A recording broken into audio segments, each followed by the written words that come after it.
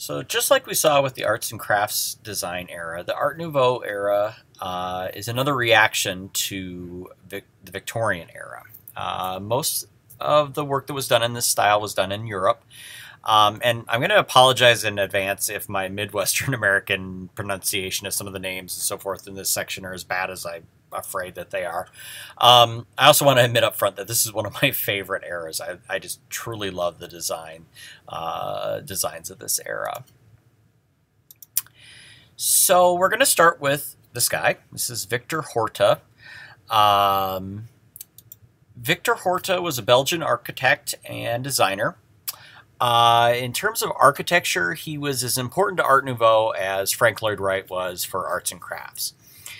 He worked extensively with the concept of curvilinear botanical forms. Like Frank Lloyd Wright, he wanted to use the language of nature and the forms of nature, but he wanted to do it in a way that showed human design, that showed the human hand and mind. So rather than simply make a copy of nature, he wanted to evoke it and to tame it to some extent and make it human.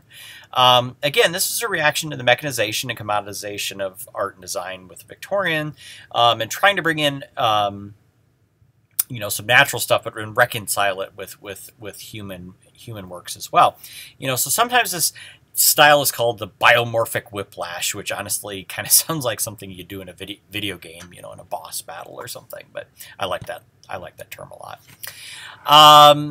This is Victor Horta's Hotel Texel in Brussels, Belgium. This is a UNESCO World Heritage Site, and with good reason. This is a picture of a staircase. It's just a staircase, and yet look how beautiful and detailed it is. There's no reason to make a staircase look like that, and most of the time we don't. They're just kind of boring things that you use to get from one floor to another. But this was trying to design everything, about this and make the entire building an experience, and show humanity, what could be done with these new materials and designs and ideas, and really, show the way forward.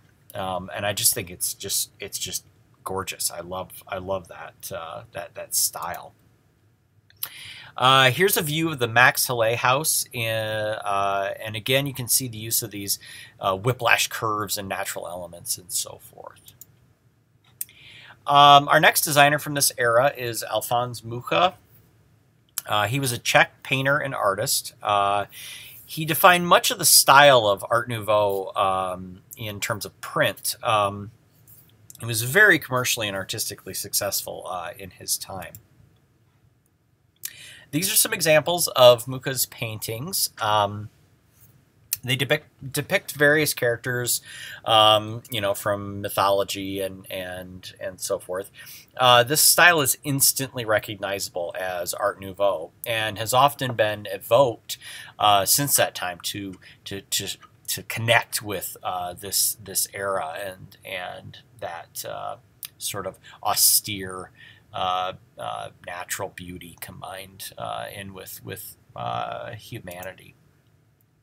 Now, as I said before, Alfons Mucha was a commercial success, and for a time he did a great deal of work in advertising. This is actually one of his ads that he did for Job cigarette rolling papers. It's truly a work of art, and its purpose was to sell a product, to sell cigarettes.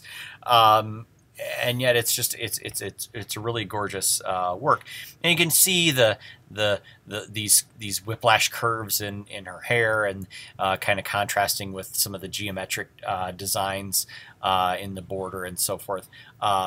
It's just really striking. We also have some modern examples of Art Nouveau. It's one of those things that kind of comes into fashion on a cycle. We definitely see elements of this style when we look at the psychedelic art of the late 1960s and 70s.